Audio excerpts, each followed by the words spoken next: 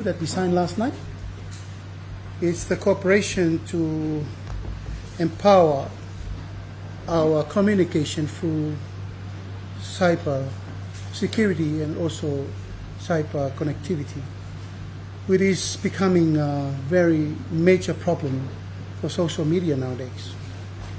Secondly is for the police department regarding police deployed department, and also for police initiative, mainly to the maritime, as we were having some issues a few weeks ago that a policeman lost his life in the sea. So maritime is important to us now to empower, strengthening, and to ensure that such incident won't happen again. The third issue, Honourable Prime Minister, I wish to relay on our table is our visa travelling between the Sāmoa and Australia.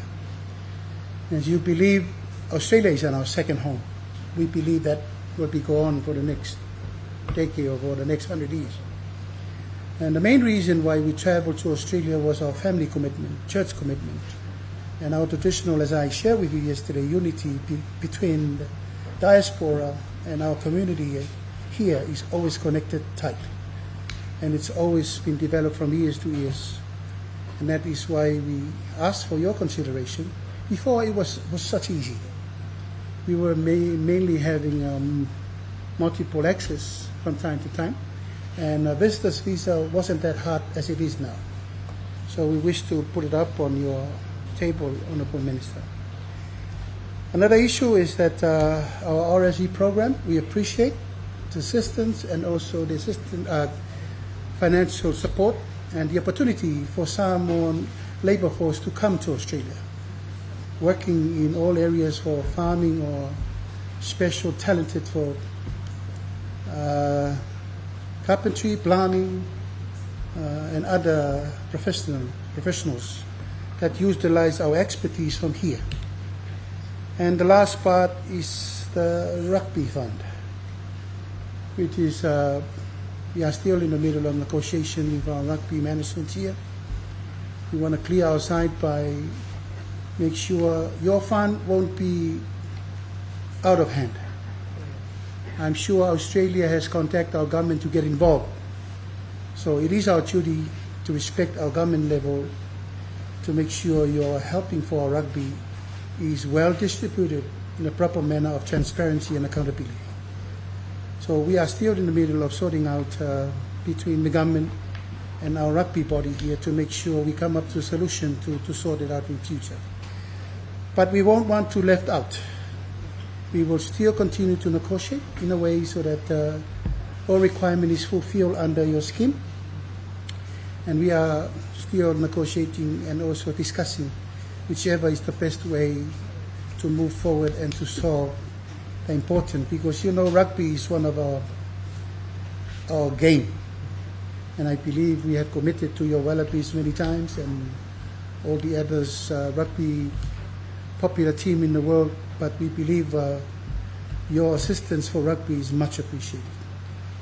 Yeah, thank you, Honourable Minister. Thank you, Prime Minister. Good morning all. And it's such an honour to return to Samoa. It's actually my fourth visit in total. I came once in opposition. I had 2 bilateral visits, as the Prime Minister has said, and also I accompanied our Prime Minister when he was here for the Commonwealth Heads of Government. So it's a country which I've had the privilege of being to on a number of occasions, and I always receive a warm welcome. You are always generous of spirit, and that defines our relationship. The Prime Minister and I spoke last night about unity and about family. We spoke about the enduring, deep partnership that we share, one that is grounded in geography because we share an ocean, but also in family and most importantly in trust. As the Prime Minister has pointed out, as someone who is very aware of history, it's also a partnership which has been in place for many years, and I'm very pleased that we are here after the Parliament was supported in its construction by Australia to have the Legislative Assembly also at this point in construction and to be here for the topping out ceremony, because we are both proud democracies. We are nations where voices are heard, decisions are guided by service to our people. Now, Australia does believe that the measure of our partnership is how we listen and how we best respond to what matters most to our partners, and we are determined that we will listen to your priorities. Shared regional challenges, the security issues that the Prime Minister has raised, which include transnational crime, the cooperation we have between our police and border force, border protection authorities, and of course together we are enhancing online safety. We are working together to try and protect critical services and to protect our citizens against and our governments against malicious cyber activities, which is the investment I announced today, that we would deepen the cyber cooperation, or actually we announced last night, with an investment of 3.8 million tala over the next 3 years. Just to be really clear, malicious cyber activity is a risk regardless of distance.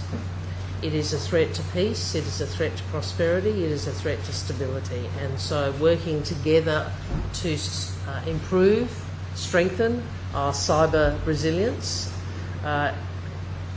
strengthens our democracies and our economies.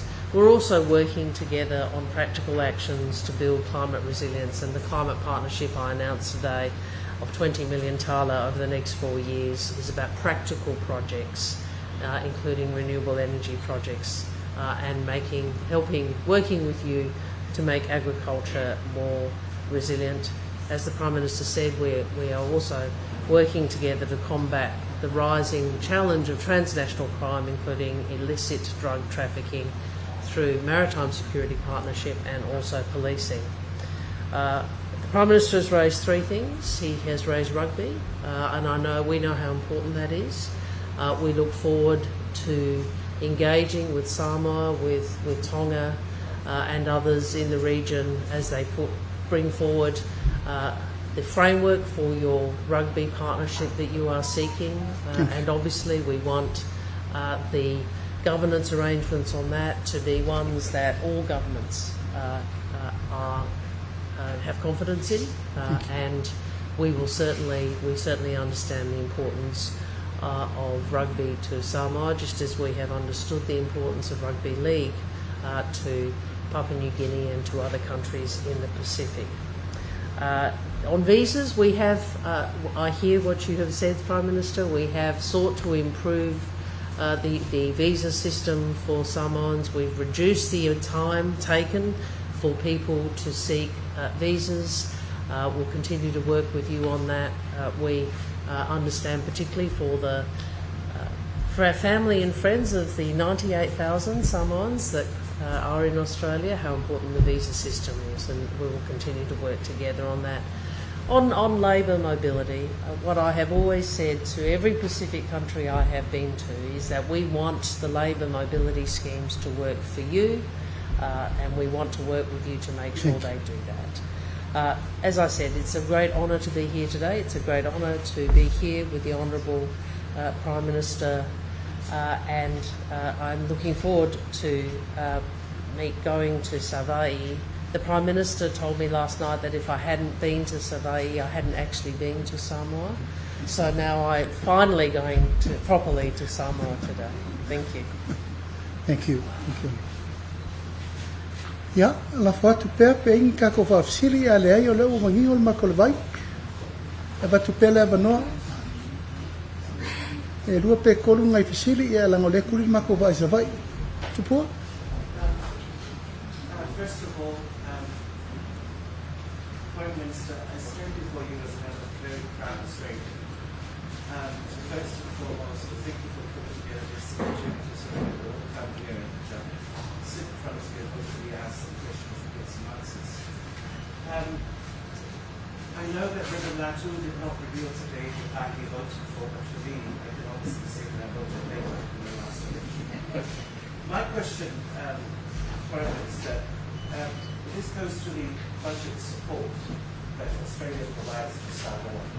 I believe for this year alone, we're giving 15 million at LAC. My question is, are there any concerns on your part about the long-term sustainability or conditions attached to Australia's financial support to Samoa, and how is transparency ensured? Well, firstly, thank you for your support. Australia is a partner Samoa can count on, and our partnership is based on trust, shared values, shared interests, but firstly on trust. The support we provide, we do that because we recognise the importance of development. We provide that support transparently. We provide that support with recognition of the importance of value for money, with respect for Australians who, through their government, provide this support. So, transparency, value for money, and shared purpose is what we seek, how we operate this program with you. Your question about debt, we are very careful as a development partner to ensure that what we do strengthens your sovereignty. We don't seek to, in fact we work with partner countries, including Sāmoa, to ensure that it is a financially sustainable position for your government, because you're correct in identifying the risk. Very high levels of debt, and we see this around the world, unsustainable loans with particular donor countries. We have seen the way that has affected countries around the world. That is not the sort of development partner we want to be, because in 20 years' time, I probably won't be here, Prime Minister, will you? You will be the next Prime Minister. So, as I said to my very good friend, the Prime Minister, it's not a job I ever want. But whoever is here, and whoever is the Prime Minister of Sāmoa, which may be the Honourable Prime Minister, we want the partnership to still be sustainable and strong and trusted. Thank you. Madam Minister, the Australian aid to the Sāmoa is being held up by the Prime Minister. And the reason that he's been given, or he has given, is because there are questionable issues inside the Rugby Union that involves the chairman, who also happens to be the leader of the opposition. I'm sure you're aware of that. The leader of the opposition is claiming that the Prime Minister is playing politics with your money. Now, a series of questions and issues raises out of that. First of all, why did you give the money to, or were you aware that by giving the money to the government, you expose your aid to the politics, internal politics or domestic politics of a country as it is now? And does that mean you're still not going to give your 5 million, whatever millions you're giving to the Sāmoa Rugby Union on the say of the Prime Minister, while the Rugby Union, the rugby players, the rugby that needs development is held up because of the politics that we play? What do you say to that? Well, first I'd say, as a guest in your country, I'm not going to get involved in your domestic politics. That's the first point I would make. No, I'm going to respond to the things that I think are important for me to respond to as Australia's Foreign Minister. The second point I would make to you is that we are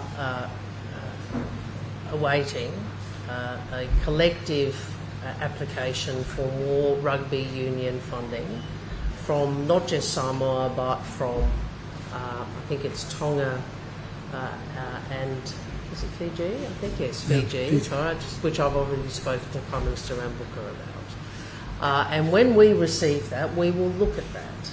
That is separate from the budget support that we provide. We provide budget support, we provide support for education, climate, cyber, in accordance with the priorities of the government of the day. Well, can I just, may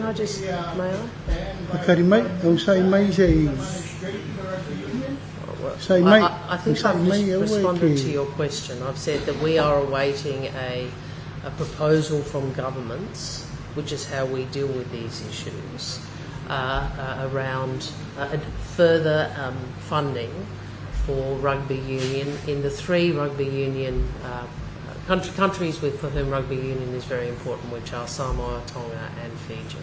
And we will look at that reasonably. We always expect reasonable governance in every funding arrangement that we have with whichever country we have, that is our responsibility in terms of Australian tax base to ensure value for money, and we will. Thank you, Honourable Minister. I wish to thank you for the assistance for 50 million tana for the next 5 years. From government perspective, we need to clear out our own local issues. That include the rugby arena here. Rugby is a game that we really important to us, but somehow it's been politicized. And that is where we're coming in to clear out all the politicians inside our rugby union. First and foremost, we want the rugby to lead to the hands of the players and the people that loves the rugby the most. At this stage, our rugby is very in poor condition. We are in the level that Samoa never been before. Because of what? Because of management. So your assistance is much appreciated to develop our rugby again from all areas, from girls team, 7s team, 15 teams. But what we have seen, it's not the case. So leave it to us. I will make sure I'll sign if everything is sorted out from here.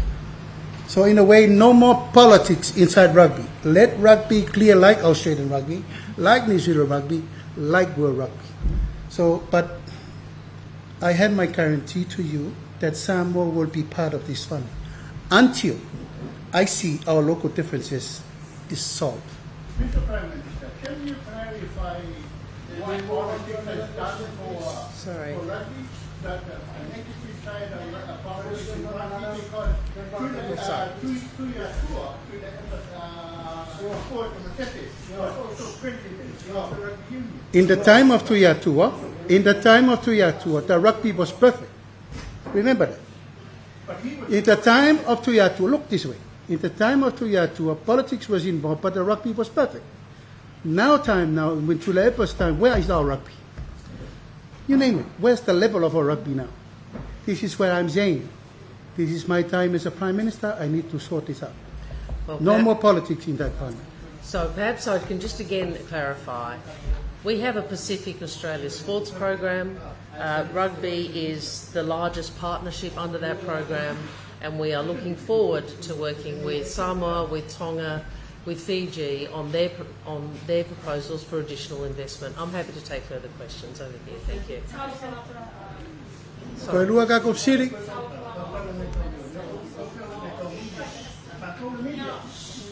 trafficking is a major issue around the country, especially in the Pacific. Yeah. Can you elaborate on how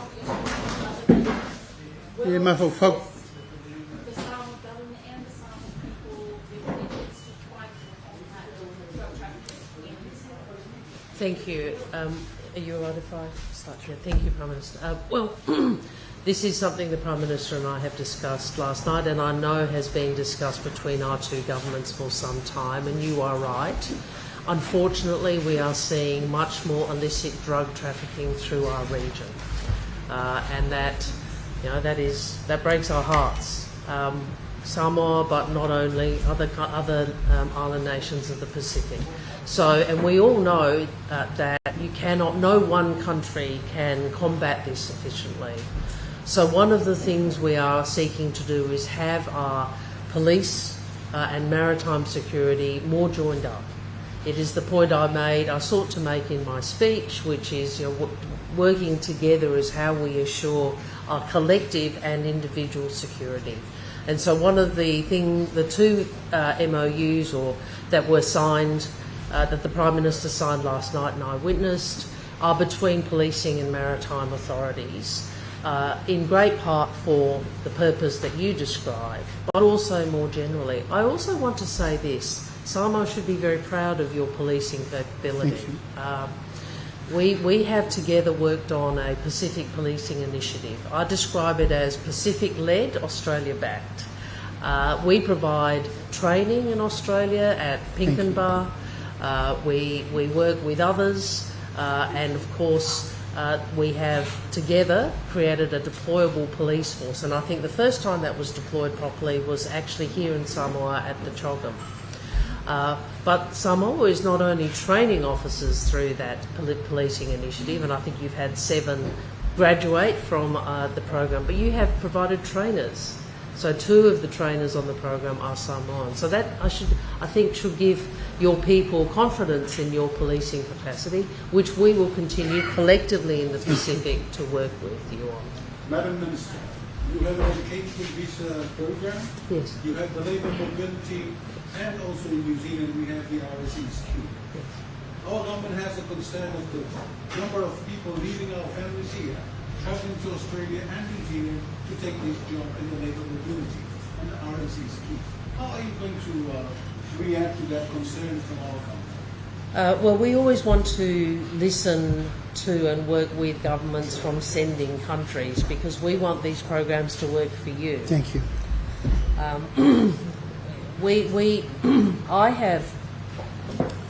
We try to reserve these programs for the Pacific. Many countries, frankly, want access to our labour market, but we say, look, no, Pacific is family, Pacific is our region, we want these programs for the Pacific.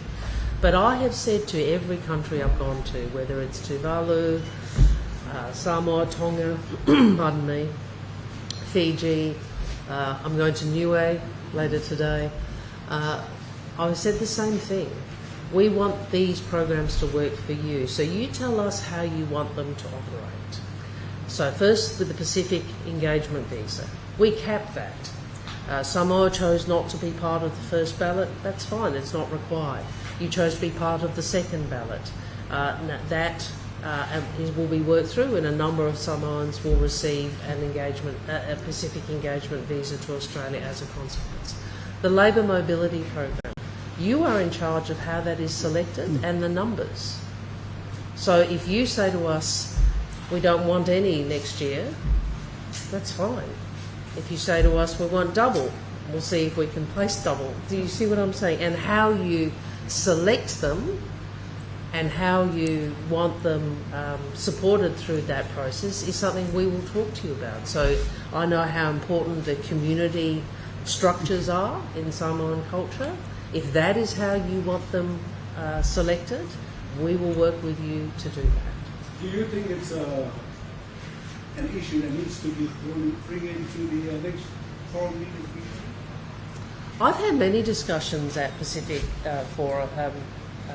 Islands Forum about this, and I say the same thing. And we have what we call bespoke, which is a complicated word for individual arrangements with each country, which are developed in consultation. So what we do in one country won't be the same thing we do in another. So some countries want large numbers, and so they are less. They wanted help with more vaccinations and health assessments, so they wanted the throughput increased. Other countries, and I think Samoa is one of them, are understandably concerned to not have too many people leave. And so balancing that against the remittances. We're very happy to work with you on I that. have one more question, please, Madam Minister, on the visa issue. Would you accept, maybe in the future, to have our people from the region and us Samoa to come and travel to New Zealand as visitors and have our passports stamped at the airport, like any other country that you are working with? Well, I think the last part of what you said is not correct, sir. We have a universal visa system, and if anything, we have sought to try and make it more accessible and administer it better for the Pacific. For the issue of the RSE, Minister, I thank you. You say it all. The control is on our side. Last week, Cabinet just passed new regulation and new policy to have that control, because the original initiative was a great for our people in time of no hope. Everyone wants to get money, just get on a plane, get money and come back. Now we have our own priorities of funding our own people to get jobs and stay here. So last week our Cabinet has already passed new policy and new regulation to have that control. So it will be in control. But yes, you are correct. It is us to allow how many people per year and also the quorum that needs to get out. So thank you. And increasingly what we want to try and do is to have more opportunities for training, so higher skilled jobs as well. So we've expanded it. Jakob Sirmuri. Would you welcome a similar transition like the one that the New Zealand Pacific community is doing in New Zealand for Australia? Would you welcome a similar petition for visas? Petition. 3 months labour visa. Well, look, we have a universal system. We seek to make it more accessible in different ways for the countries of the Pacific, and we'll continue to try and do that. Thank you very much. Sorry, that was the last question, please. Last question. Ya, mori langang kele. Isi kako siri may kayaw. I apologize. I apologize, Honourable Minister, for the media personnel here. You see now important of a rugby here. Everybody's arguing about the rugby, but we'll sort it out and we'll advise you. Thank you for making time, and it's about time for us to catch the boat to Sāmoa now. Thank you all for coming and have a pleasant day.